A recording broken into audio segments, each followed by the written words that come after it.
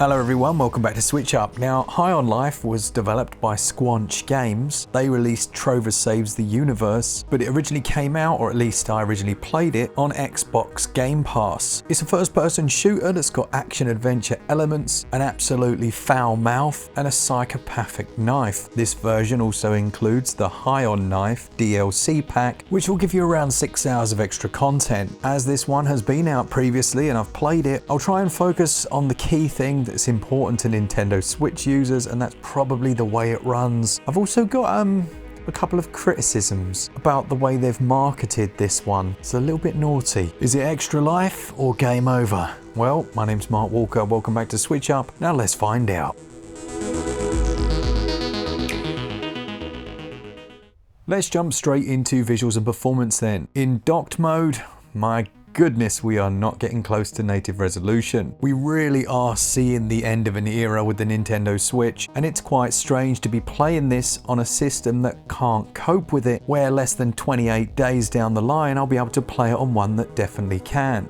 Visually speaking then, we've got a resolution of around 500p that fluctuates. Using dynamic resolution scaling, it can go up and down and pretty much anywhere else bar native. This then leaves you with a slightly muddy image, the good old Vaseline smeared look that we've become accustomed to, and it's a testament to the game's art direction that there are moments in which it can still look passable. Texture resolution on everything in the world has been massively reduced, and it's never more evident than when you enter the first city area. You'll find yourself squinting, trying to adjust your vision, but no, that is the way the game looks. Now, this is my first point. I mentioned it in the introduction. I'm not overly enthused by the way they've advertised the game. The reason being, this is the screenshot they use on the eShop for this area, and this is what the game looks like.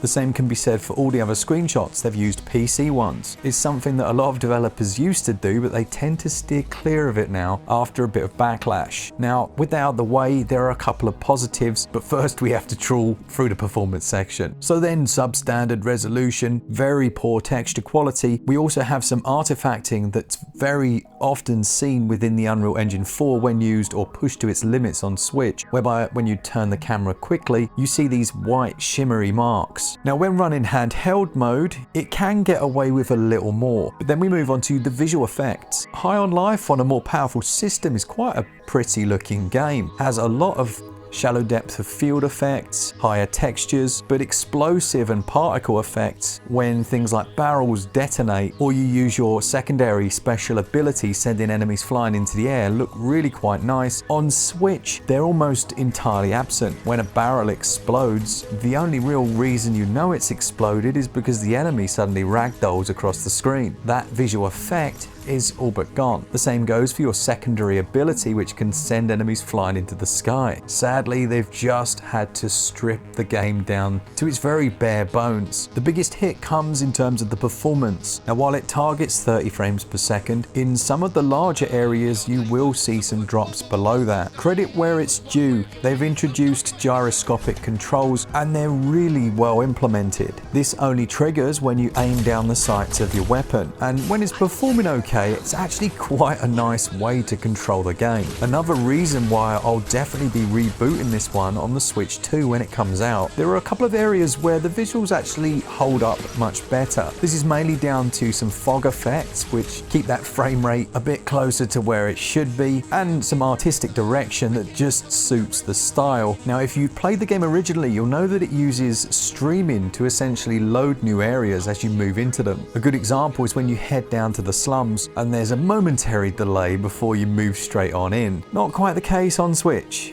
You'll stand staring at a loading bubble. Eventually it will release you into the Vaseline smeared slums and you can carry on shooting. Realistically, it is a miracle that High on Life runs as well as it does. For a lot of people, this will be fine, just don't expect to be impressed with the way it looks. Even though some elements, like your talking weapons, have carried over quite well. Every decal in the game, like posters and environmental objects such as signs, really do not look their best themselves. So let's get onto some positives then. As far as the sound design goes, it's one of the strongest aspects of the game. It carries over nicely to the Switch. I didn't notice any massive issues there, but do not try and play this one anywhere near anyone that's under 18 years of age. There's more swearing in this than you can shake a stick at, but overall acoustically it's really a nice game to play. You'll encounter some ridiculous characters who have very funny one-liners, and it's just an unusual experience which you probably would expect if you know this developer. As far as visuals and performance go, well, I'm afraid that has to get 10 out of 20. Sound and audio gets 16 out of 20.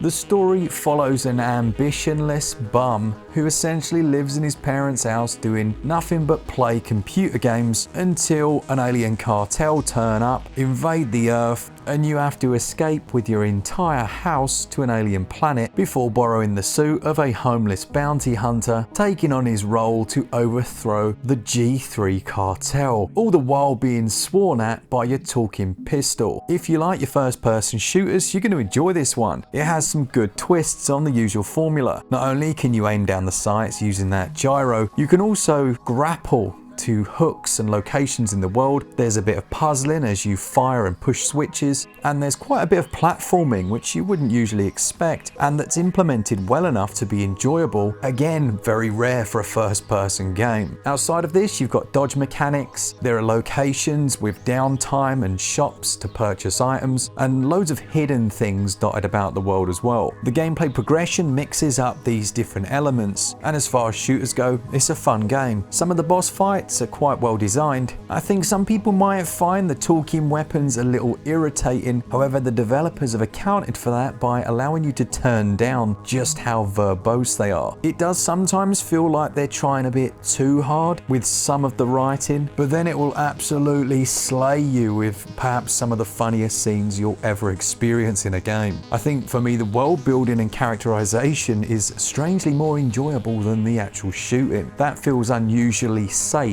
alongside some of those more risque elements. Gameplay scores 14 out of 20. The controls are slightly affected by the performance. They score 13 out of 20. High on Life is going to set you back 27 quid at the moment on sale, but its RRP is about 30. This includes the DLC as mentioned. You'd probably get about 20 to 30 hours out of all of that. That's not bad at all. If you do not care about visual fidelity, then it's worth trying out. But as I say, you can experience this one at a very cheap price elsewhere and looking and running significantly better, at least for another 28 days. Value scores 14 out of 20.